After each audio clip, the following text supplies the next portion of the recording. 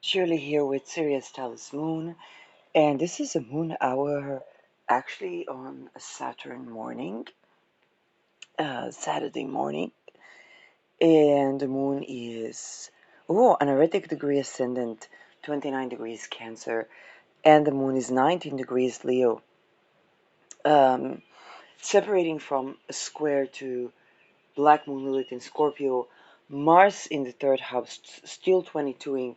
I want to talk about two things. One is the um, assassination of Theo van Gogh, who interviewed Pim Fortuyn, and he was a right-wing interviewer and media person, publicist, um, Dutch, and he made satire on gas chambers as well as literally everything, and eventually was assassinated. His assassination was by a Muslim person that was not happy to laugh about his religion. Um, so I'm gonna touch on that, and I want to touch on the topic of sexual sovereignty. So this is first of all shout out to Light, and Light is a medium and a channeler who touches on topics that are beyond intricate. Um, and I'll begin by discussing a case that I had when I just began to do astrology. When I just began to do astrology, I did a very small type of reading of challenges in the composite chart. Um, very very small charge, very small reading, and um, and I would be very surprised who would be my clients. Um, So it ranged from many things. Many of these people were thinking whether what to study or whether to be. I have Uranus in Sagittarius in the 10th, so it would be relational or what to study, um, or how to improve their lives. A lot of them were already on the path of being healers and so on. And even astrologers. I had one of my very first clients was an astrologer, so she knew how to do natal charts better than me. But the composite chart, the way I was doing that, because I was tending to the outer planets, I have a strong signature of Pluto and Neptune. Um, then that was new to her. I was basically taking what the Jewel from Truth in Aspect Astrology did, but I was focusing on the facet of the outer planets as something that is intergenerational, or something that you need to address beyond your personal life to get an improvement on. Just kind of like enhancing um, on what I studied and what I took from Astro.com and so on, and a small product, small charge, and you wouldn't expect who would be the clients. So one of my first cases was very notable. It was somebody I knew from Aladuen, and um, top achieving person and so on. And not to disclose any details, but what they were dealing with was seeing their upcoming 2 years every, I think it was every eclipse or so, seeing their upcoming 2 years and having those upcoming 2 years happen to the detail. And they came to me because um, they already been through a psychiatrist, they already been through a psychologist, that the psychologist was uh, not so good with the boundaries when it came to sexuality there. I had no one to go to, but to go to me. Why am I telling this story? Because it would take me several years, first of all, to understand. It's like, hey, I'm just an astrologer, but at the same time, that person really had no place to go to, and they themselves found their own answers. Um, but the reason I'm talking about that is because it would take me several years to understand what was that thing that they were going through and how that associate to my own life trajectory. Um, and that has to do a lot with ritual abuse. Okay, and so the reason I'm telling that is because I want to begin with the story of how I, as the reader, began to be informed of another facet of something that I was dealing with through giving a reading to someone, okay, or for other people that are doing a collective reading through the collective. And so this is why, from the perspective of the collective, I want to talk about what is sexual sovereignty. And I coined the term sexual sovereignty when it comes to Black Moon Lilith, especially in Scorpio, because, or in Aries, because this is ruled by Mars, and Mars is ruling Aries, and Aries ruling sovereignty. And where is it coming from? So I'll begin with the story of Hans Medema. Hans Medema was a Dutch person from family that was a very required bloodline, and he was castrated, but before that he had his sperm taken away from him, and he was forcibly married, and then he decided to save his forced wife and get away from the system. And he himself did not understand that his wife was not denying him sex.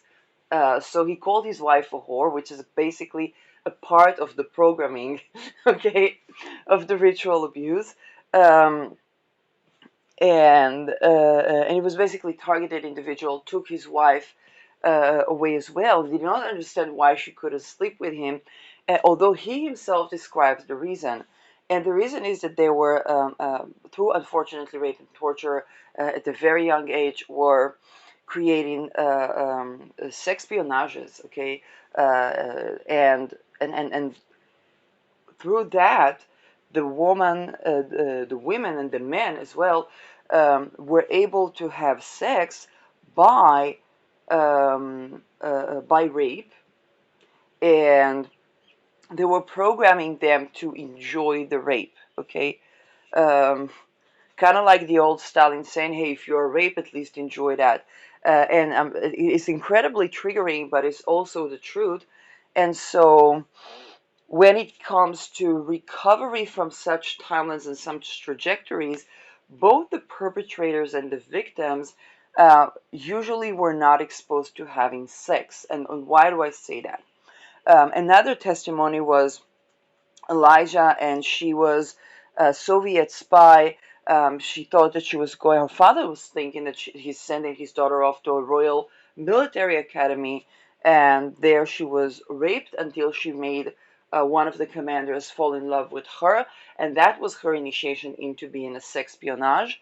Um, which is probably why, well, we do that also to boys, let's put it that way, okay, so that they can target also gay people. um, and the reason why they raped her is so that she can have sex without love and be able to affect other people, um, as espionage. But eventually she understood, she managed to run away. They took down a drug cartel person, and she managed to run away to the US and began to, and this is funny because a part of what she would teach later is tricks from sexpionage around how to be sexy and desired. But some of these tricks are actually still needing to the sifting and sorting. Um,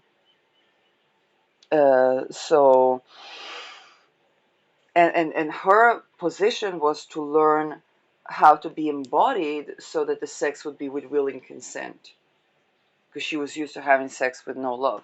um, I don't know what was I going through in childhood, but when it came to the topic of sexuality, very early on I noticed that some great component is missing.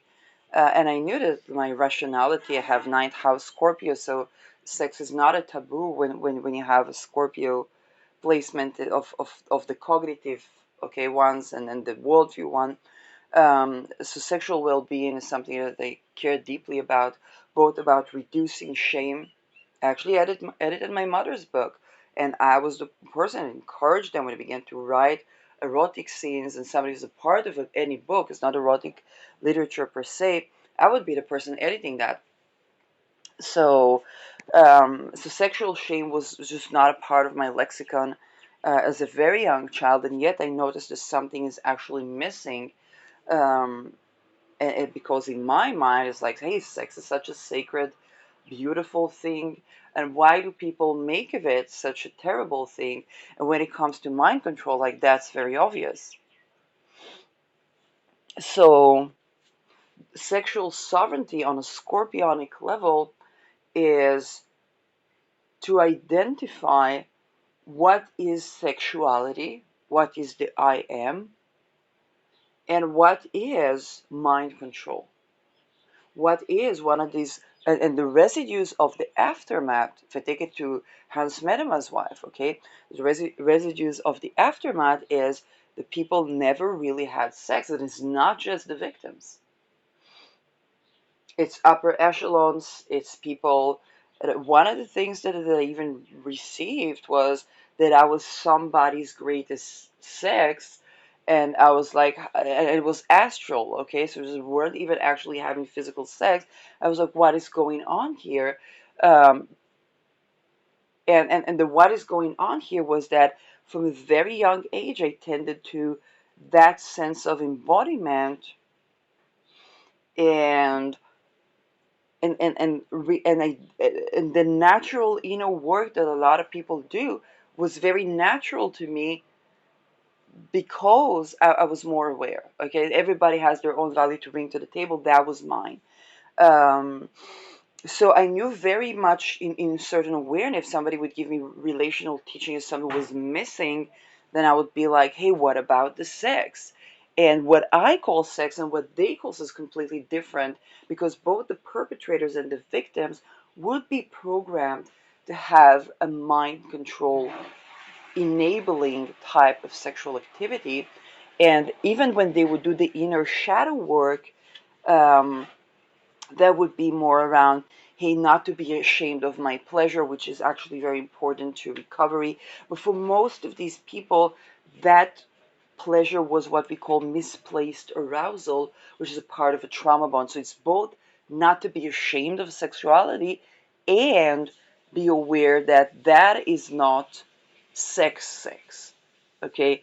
That is not will and consent sex, and that is not sovereign sexuality, while not being ashamed of that. So Light went up and got this, she received this kind of like big eureka,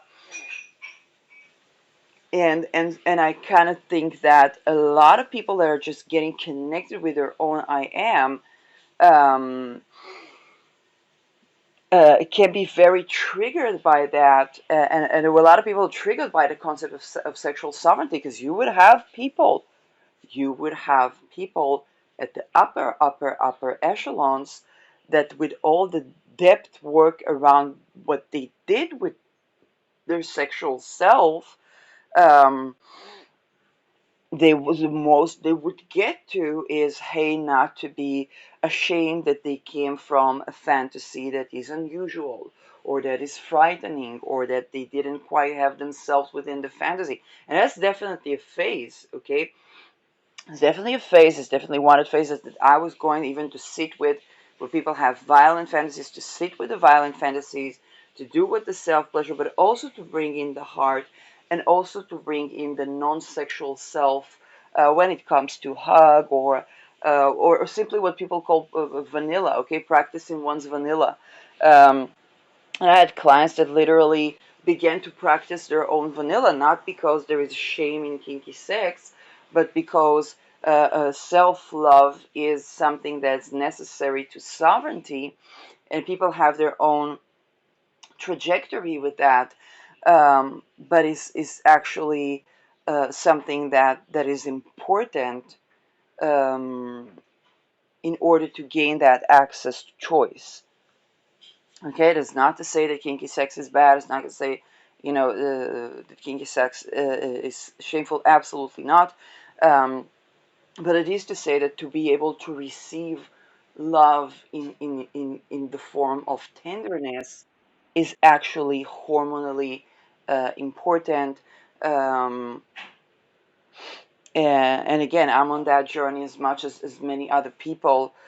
So when we have this body, mind, heart, and soul trajectory, and the emphasis of the presence when it comes to sexuality, and presence not as control, but presence as relaxed arousal. And this is a term I learned from, um, actually, I learned it through my boss when I worked for a sex positive, um, sex positive industry, and that is not sex work. It was about workshops, kind of like the jade egg and self pleasure tips, that bring in the willing consent, and that helps to curate stuff like candida, even other things that are more serious, um, an increased awareness um, for people that went through ritual abuse, the things of being present in the body, or in the face of a touch that is not their own, or stuff like that, and is not pleasant, or not desired, or the permeability of boundaries, um, while not closing ourselves to the astral. Okay, it's not about closing oneself to the astral, or not navigating space, or not participating in self pleasure or sexuality, or what have you. Um, and so this is where the topic of sexual sovereignty is kind of like, it's a sensitive topic because it sparks up the everythingness, and it's usually the highest the position of the person in society, the more they went through that ritual abuse for them to be able to be extortable, um, and the more torture they went around that, because their sexuality is one of the things that is actually most important, um, so that yes, and a lot of them had to develop a lot of mechanisms, whether it's to create rapport, to read other people's energy, and or to affect their energy, or to control the discourse through being a dom, okay, or a sexual dom, or a sexual submissive, or something that plays along this line of control. And some of that, if you completely recover, let's say, perhaps some kink will remain kink, and that's absolutely fine. And some of that is actually getting in their own way of their own sexual sovereignty, sexual health, um, mental health, and access to choice when it comes to relational attachment patterns. Then sexual sovereignty plays a great role in having a safe relation, and having a safe relation, even with the self, plays a huge role in having sexual sovereignty and sovereignty in general. And again, like I said in 2017, we cannot have democracy or any sovereign sort of regime uh, without those those things. Okay, without a safe relation, and those people, they cannot just go to therapy. Okay, they cannot just go to therapy because there is a glass ceiling when it comes to recovery that even their therapist is not allowed to have. Um, and them being in the room it might be healing in spite of, okay, rather than only thanks to, because they both will have to beat MK Ultra. Okay, so this is where sexual sovereignty is coming from, um, and this is where people that yes, would read me as a part of their collective, they would be exposed to that information, and that and this is why I saw a reason to have this episode, because for a lot of people, it can touch on very intimate things and very intimate trajectories, um, and not necessarily be fully understood, especially when I'm not a person that goes by Christ or the Antichrist, God or the anti-God, or God or the devil. Even though I've been through ritual abuse, I just never compartmentalize things in that sense. And so, yes, Uranus, Sag. Okay, Sag has to do with philosophy and religion. Uranus is something unusual. Um, so it's something that does not put itself in a box when it comes to belief systems. And this is why I did not easily succumb to, okay, let's just worship Roman Catholicism, and um, and do away with that. I would actually identify that the apostles were converted to Christianity by Inquisition, and that's actually something that is very challenging people from being able to enjoy the connection with the divine and with Christ consciousness. Um, and when it came to the Protestants, okay, when it came to the Protestants, then on the one hand, it's not worshiping saints. On the other hand, um, there's a lot of um, susceptibility when we don't have sexual sovereignty. It's going all the way back to Kant, because Immanuel Kant um, had a problem with sexuality. He idealized being asexual.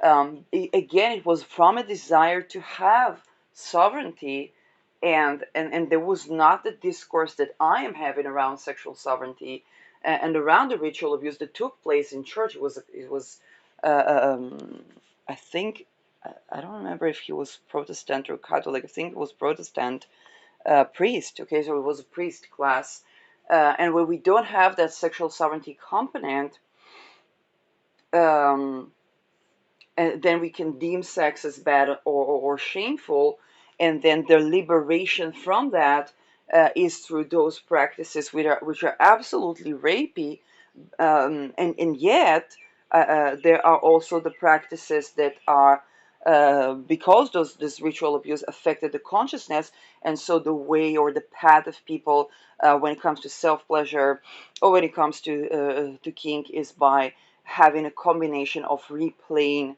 those traumatic scenes and bringing in compassion, radical acceptance, and owning their sexuality, or owning even the places of misplaced arousal, um, before they can, or while they practice relaxed arousal. Again, stuff like having non-sexual love is also very important in that trajectory, because the many confusions that have going through ritual abuse, whether by the first or second frontier, um, can be so overwhelming, because it's a very nuanced thing. There's the rituals, which is absolutely not nuanced because people go into dissociation, and then there are the residues, which are completely nuanced, and it completely nuanced even to the people that are the perpetrators in that cycle. So it can be confusion between sexual and non-sexual love. It can be overwhelming eroticism together juxtaposed with things like disgust or shame, or lack of self-trust, and disgust is about boundaries. Okay, anything that disgust is connected to hygiene, and it's about boundaries and having healthy boundaries. Also, when we talk about the question of racism, a lot of the things that are associated with disgust have to do with certain boundaries. I addressed the assassination of Pim Fortuyn, who was openly almost homosexual, yet he did grow up in those secret societies. And it was a ritual, a feminization ritual and humiliation ritual that murdered him. And now to the next topic, and this is assassination of um, Theo van Gogh. And we have here chart of Van Gogh, and this is a good chart. This is an A-class chart, so the moon is actually Aldebaran. And this is fantastic chart to take a look at. It has Ketu to my sun, which denotes ego death, and usually I would delineate the things related to assassination and true crime by the degrees. I was simply inspired by assassinated astrologer Nicholas Stoyanovich, and I took on that and did Spirit of Matter. That really worked. And here I run into a charge like, hey, there's absolutely none of that in the visible planets. There might be in the invisible planets, but it's absolutely none of that, or in the asteroids and so on. But it is absolutely none of that in the actual chart. No 18 degree. There's 15 degree, which is accident, but it's not any lethal degree per se. And then, yes, I always said, even when I did water expands upon cooling, this is one technique, and there are many things that denote of death and assassination and murder and so on. And here we run into an example. We have the moon on Aldebaran. So Aldebaran is very much associated with being victorious and with Archangel Michael, by the way. Um, but Aldebaran is also about linked to violent deaths. By the way, I have a lot of death on Aldebaran, which is why I was always fascinated when people try to do to kind of take my life trajectory, because I'm like, I have a lot of death on Aldebaran. Okay, it's kind of like, you know. And I talked about the fact that when I was in high school, I had a dream, and Saturn rules my 12th house, which is dream state, in the ninth house, ruled by 22 Mars and ruling over Pluto, which also has to do with politics and your called. And I had a dream of being shot 7 times in the back. 7 is Saturn number. And that was relieving. So that was my story. That was a dream in high school that I had, was very relieving. Um, and why am I saying that? Because I recently delineated that dream astrologically, and that was the number 7 showed up in the assassination of Theo van Gogh. Basically, he was stabbed twice and shot and shot 7 times, altogether comprising 9. Yes, the numbers matter when it comes. It's ritual. These are snuff because that would be filmed, and these are usually ordered, okay, by the very extortion cults that are parts of that society. This one was a Muslim person that didn't take satire well,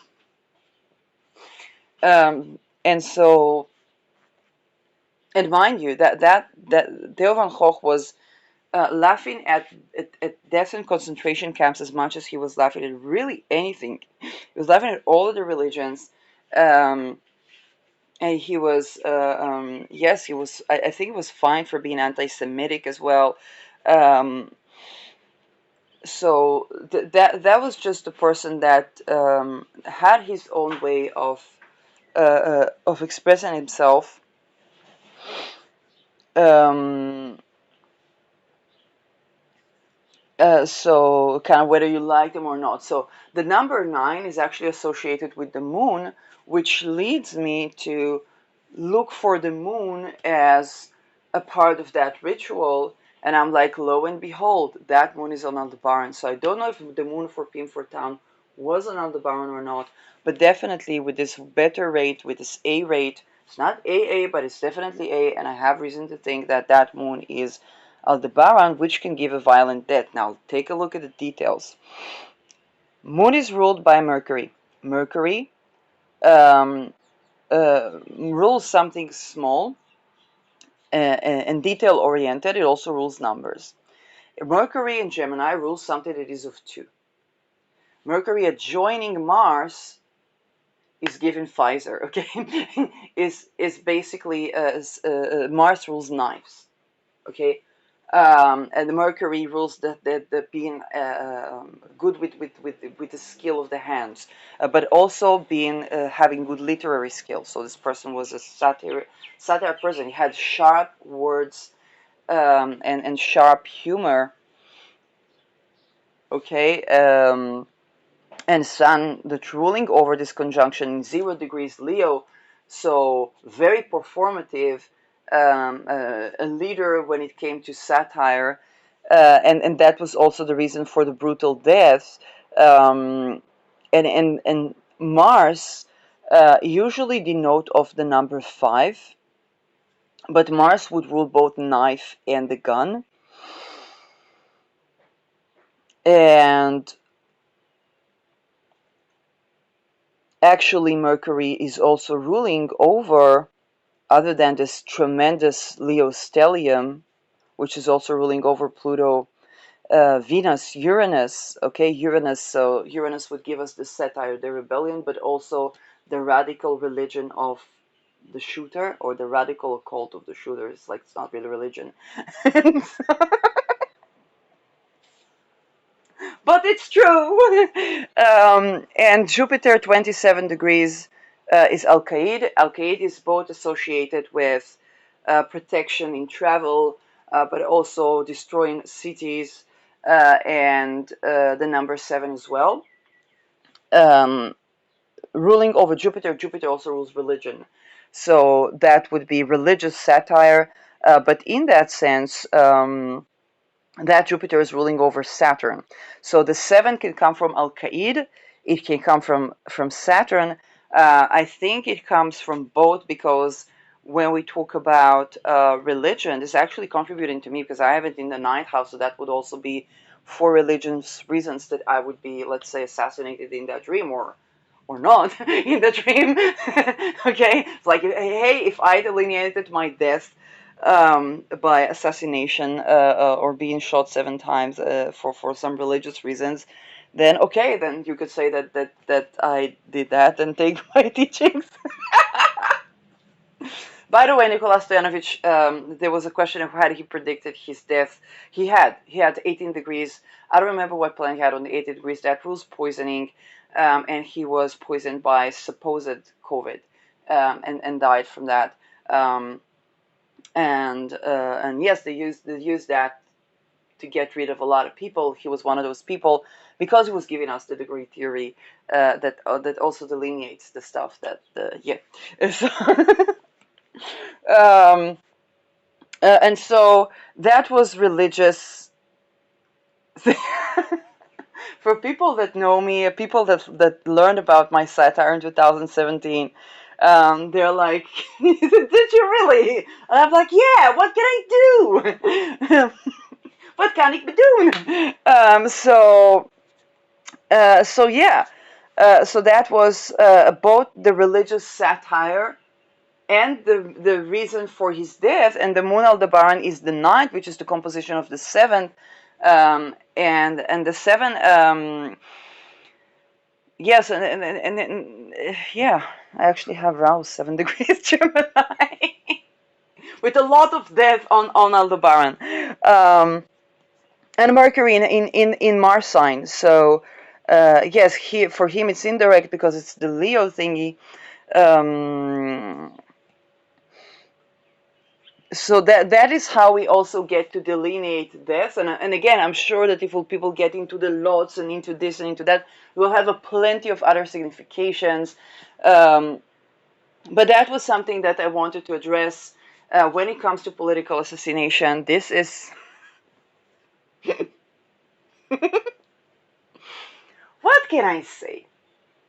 What can I say? But if I go back to yesterday, um, if I go back to yesterday, and how horrid I felt. And I looked at the chart of assassination of Pim Fortuyn, and I'm like, suddenly alive again. So I opened this day with the assassination of Theo van Gogh, and I'm like, yeah, it's being a satire person that would express himself in that way. By the way, he called himself the healthy smoker. And, I don't like the smell of smokes. But yeah, he called himself the healthy smoker. So Dutch.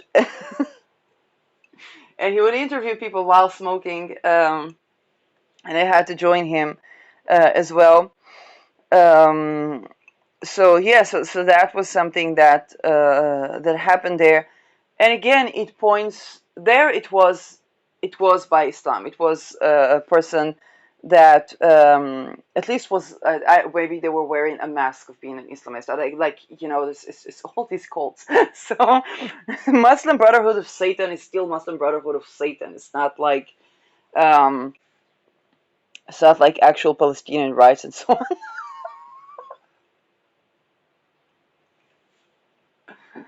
And I know that because I actually, like, you know, if you ask most, whatever, I'm not going to get into that now, but um,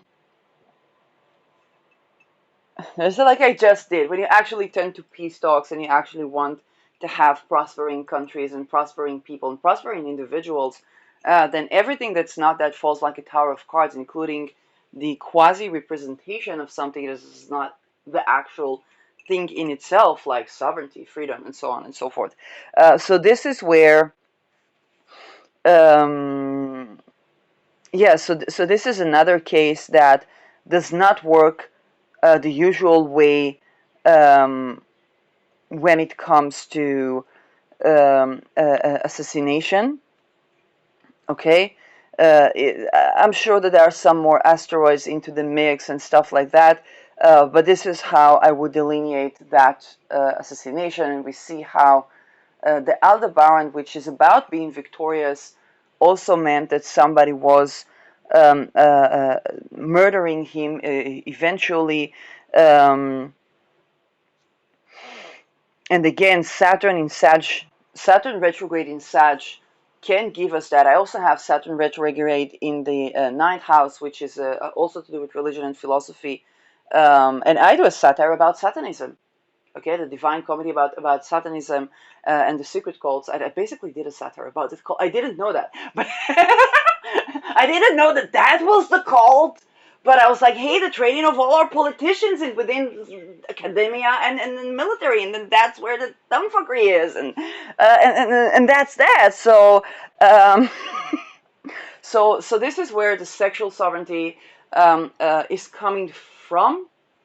And for those who have received a reading about this topic as the collective, so I'm a part of that collective, and that's where you got the sexual sovereignty thingy.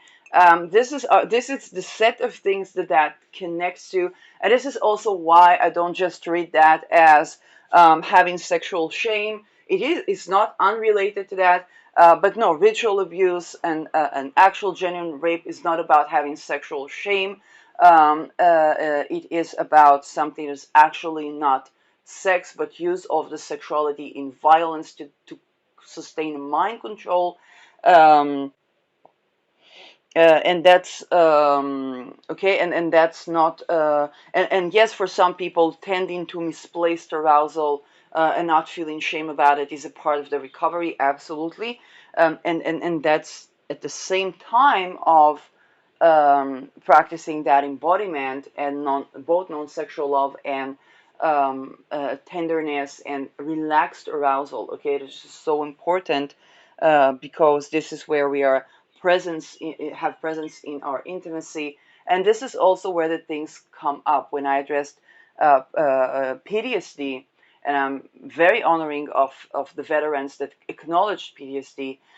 So when I addressed PTSD, one of the things that I said, and there was a kind of discussion forum leader that kind of painted it on the wall, and that was when it comes to recovery, and that was also beating the extortion cults that play on medicine that give you a glass ceiling of healing and recovery. And this is where, because if you remember, and that's one of the things that I went into the testimonials of people that went to satanic abuse. They said the most they remember is the pedophilia and the incest, and I'm like, what did I just what? And then learning about, you know, the ritual abuse is basically serving mind control and making everybody extortable, so that that it's easier to manage the fiscal issue, because when people don't have sexual sovereignty, they're basically difficult for them to make money sovereignly and in a way that honors their sovereignty and health altogether and identity altogether, and then they are dependent on these calls for recovery, so that we get a little bit of a snippet of something good, and then, you know, and then so to break that glass ceiling, they needed to understand that this is where it's stemming from, and they also meet that when they come to recover, when they come to look at spiritual gurus and so on and so forth. Um, and this is how we would get those trajectories. Um, and when it comes to actual recovery, and that was the first thing that was breaking the glass ceiling, was that I tend to life and living a good life, and whatever has to come up when it comes to recovery, whatever has to come up naturally shows up to recover. Okay, so when it comes to sexual sovereignty, let's say after 2017, it was very clear to me. It was kind of a Me Too case, but it was a lot of mind control and synchronicity to create rapport, to create this. It was very clear to me that the person who was doing that, it was a trauma response for them of trying to be in control of others, because basically the in-breath was not getting to the lower chakras. Um, and they were later I would discover that they were susceptible to mind control and controlling others because of that. And the natural inner child response is laughter, because that there's something very funny about those situations, kind of like a child that gets a nervous reaction when they see somebody getting really mad, and people when they really it's looking funny, so so that is, even when I get mad, so later I was like, that was really funny. And so it was really serious, but it was also really funny.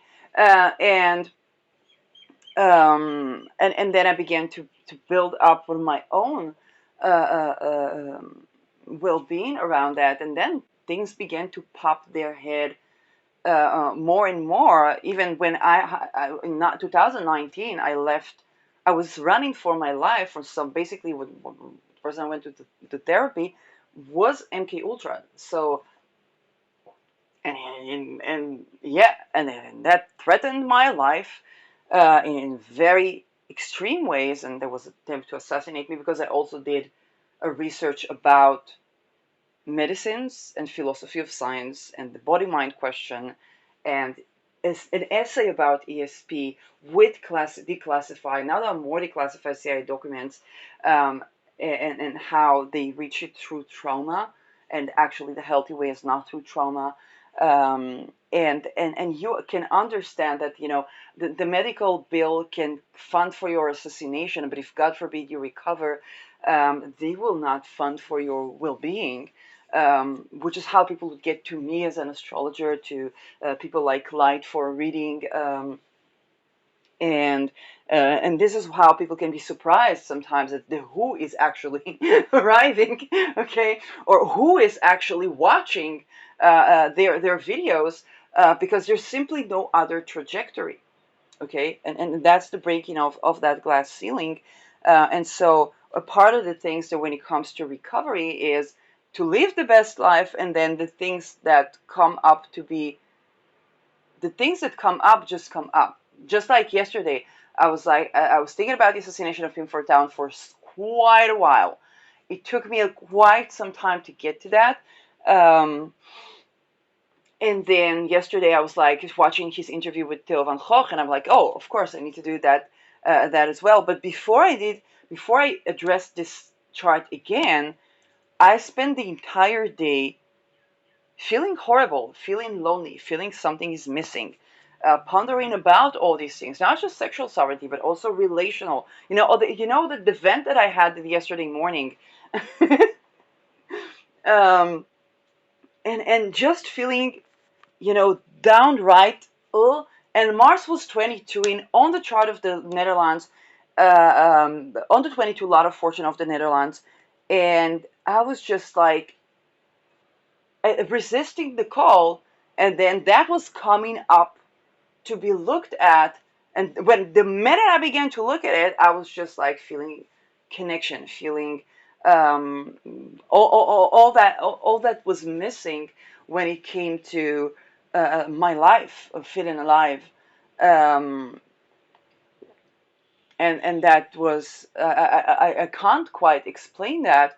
And as you can see, I was not tending to tender things, but that required a discussion, and that came up. So I guess for people who channeling is much like that. Um, and this is the natural trajectory of like, hey, I'm leaving certain type of timeline, okay, behind, and tending to the void. And then it's like, okay, the void is voidy, something's coming up, and if I tend to that and I actually feel better, then it's like, okay, I needed to tend to that. I needed to tend to that. And today, this morning I tend to assassination of Theo van Gogh, and I'm like, oh wow, that's so similar. Um, um, and yeah, when I tended to political assassination, I called it the "You Won't Silence Me" generation of politicians. Uh, and yeah, at one point it was even like when I was, in 2015, 14, that there was an election in 2017, and I was like, hey, if I knew those people then, there would be, there would be even less way of getting it. There was no way of, because when certain things, like, they need to be discussed, and every person has their own trajectory. When it comes to, there's a difference between having immigrants and having people doing ritual abuse to punish people for accessing their facets of their sexual sovereignty, whether it's homosexuality or beginning to yes, and having people that are there to divert the attention from the Rolodex. Okay, that's also that's also a thing. And then when you have people that are openly talking about certain things, then of course that's susceptible, yes, to other stuff, particularly if they denote the relation to women and children. So part of that is like, hey, why not look at Islam? Because we don't want to go to what was done to the boys and the girls, like, in certain real estate.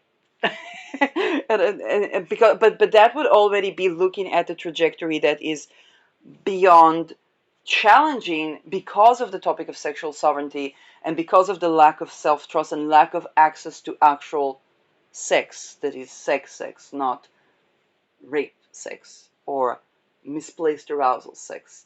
And that is also for the perpetrator. And they had to be both perpetrators and victims. And so a lot of the people that paved the path for me to talk about that, there were ritual abuse survivors. There were people like that were survivors and not survivors. There were people that on that journey. There were people that addressed, yes, the rituals around the assassinations is completely satanic ritual, um, and anything more. Yes.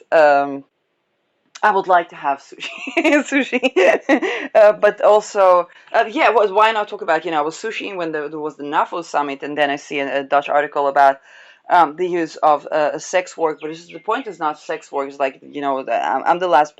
I'm a Scorpio stellium. I'm the last person. Like, let people have sex. But the point is that is to begin with is extortion, cult, and trafficking. Um, and it's not sex, and that's used for extortion, to be very honest. I mean, that's how they get them. And there was a woman that was suggesting that a couple of meetings ago, saying, hey, why not make the investment in security sexy? And that was basically the use of trafficking, the confusion around that, because the misplaced arousal can look like that, like, oh, it just needs to have a deeper, darker work around sexual shame. And when you're surrounded by, whether it's Catholicism or extremely religious Orthodox, whether it's Catholicism, Islam, or Judaism, then it can look like you're doing the deep, dark work, and it's like, oh, that was actually learning to not be ashamed of sex. And Light was spot on when she talked about how that can prevent incubus and succubus attacks. Um, and at the same time, that's also not sex. Okay, that's also the satanic ritual abuse is still ritual abuse, even though it's not Catholic ritual abuse.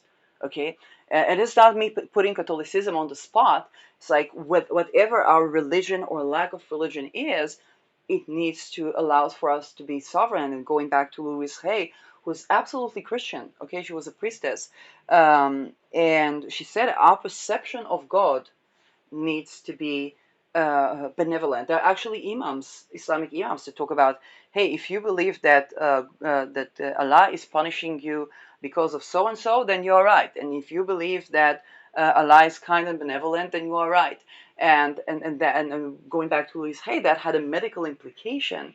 So whether it's God or Satan or channeling or whatnot, that has to be sovereignty supportive and sexual sovereignty supportive, but also safe relations supportive, and the buildup of disorganized attachment pattern, and so that people can be susceptible. And for a lot of people, that means the initiation to the upper echelons. That means that they are seeing their, laser focused, got nattoed. Okay, the social ones, some of the social engineers maybe were people that knew me from academia and so on and so forth. And so for many people, the unhealthy part of life is a trajectory, or like Theo van Gogh called it, the healthy smoker, and how the unhealthy habit, and this habit is beyond habit. It's not just, smoking can kill you, but so can those things. And so can the talking about it. I know, this is a part of what had people rubbing shoulders with people that are in key decision making positions. Okay, if I go back to Anneke Lucas, her mother trafficked her because she saw it as an entry ticket. She couldn't herself be in the rooms with the elite, which is still exciting. Okay, this is like people say reptilians, clones, da, da, da, da, da. A person can be cloned, reptilian, whatnot. At the end of the day, it's the ritual abuse that matters. Okay, if you grow clone person, they can add a chromosome, and that person will still be a person. And the person who went through ritual abuse is still a person, and those mind controlled behaviors um, are man-made. Okay, and so for many people that was a ticket to being where the real money is, where the real decisions are. And as a person who touched on the talismans by chance, okay, and you sit there and watch a video, and you see that there's a stream of consciousness that is trying to affect the consciousness of the speaker live, and there are synchronicities. Or I would go to the beach and I would begin to have, like a channeled dance, and then I would go and see that in a video, and the numerous synchronicities, eventually, because people want to affect the trajectory. Um, and mind control is also a word that is thrown out in the air. It is also about rapport. When I was doing Spirit of Matter, then what I learned from Jean-Claude Van Damme, he would be sending positive energy to the interviewer prior to being interviewed. And I was actually on the threshold of turning Spirit of Matter, where I would sit with a person, have a conversation, begin to think about what would be the chart, and then open the chart with them. That could be, that had Netflix value. And what the threshold that I was about to cross had to do with those practices of those inner circles, that to be happy and satisfied in my job, I would need to succeed happy. I would need to tend to that as well. Okay, so I was inches of rubbing shoulders with the energy as already, and it's not impossible that already receiving the energies of some of these people. And again, it's absolutely, of course, I want, okay, to take it a step forward, and those things need to be sovereign, healthy, happy, joyous for all of us. Um, and that is okay, and that is the case. Um,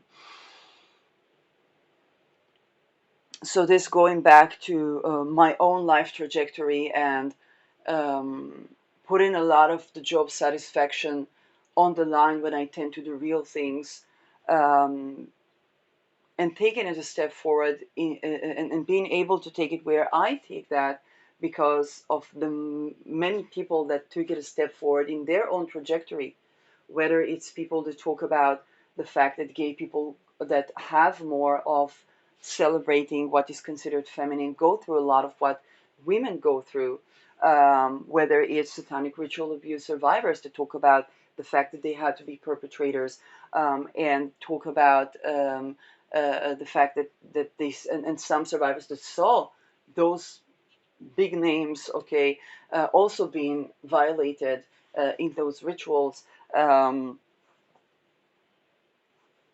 and and each and every one of us had their life on the line numerous times to be able to speak, um,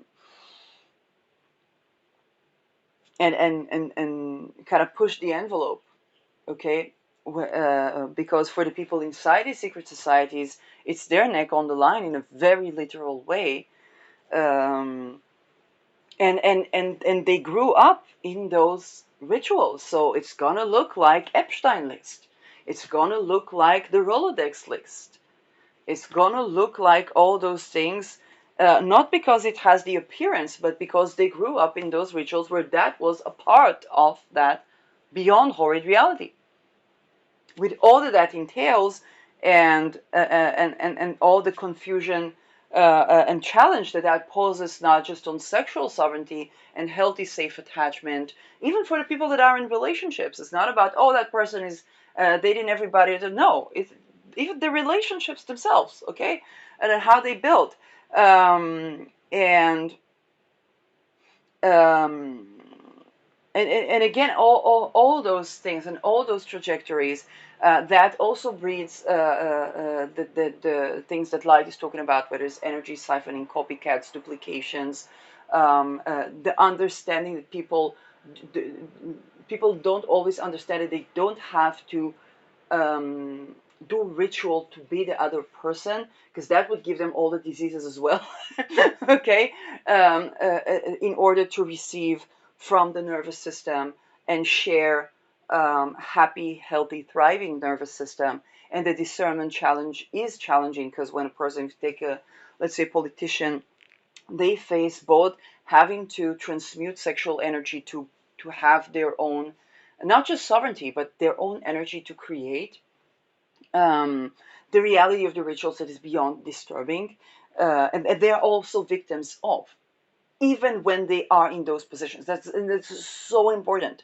Um, so, and they need to create the rapport with their peers to share a nervous system, to communicate, because most of the communication is either telepathic and so on and so forth. And to sustain a sense of centeredness when they've been so abused, and that looks like control, okay, and that is, um and we think that this is people who are just not aware or dissociated. No, they're intensely aware, and this is what that intense awareness is building up to at any single time. um and when it comes to the child's espionages, the emotions that they have, they are real. And when a person is doing um, yes, of what the violence, okay, the sexual violence, is basically a part of the self that seeks recognition, and there is a tension around not wanting to be. It's not about judging that is a part of that self, and at the same time maintaining healthy sexual boundaries in the face of people that never had that on either level of existence. So it is incredibly intricate. And those of you that any one of us that touched on that topic, even remotely, watches your channels, then um, then that can be the challenging experiences that you may have, and it can be experiences where people try to get you to participate in those rituals. And I've seen cases. Okay, like I've seen cases. Um, and again, it's not about judging. It's about the part of the isolation that is created, and the part of a changing trajectory, because from within people want that to change. um, and they can't always speak, and once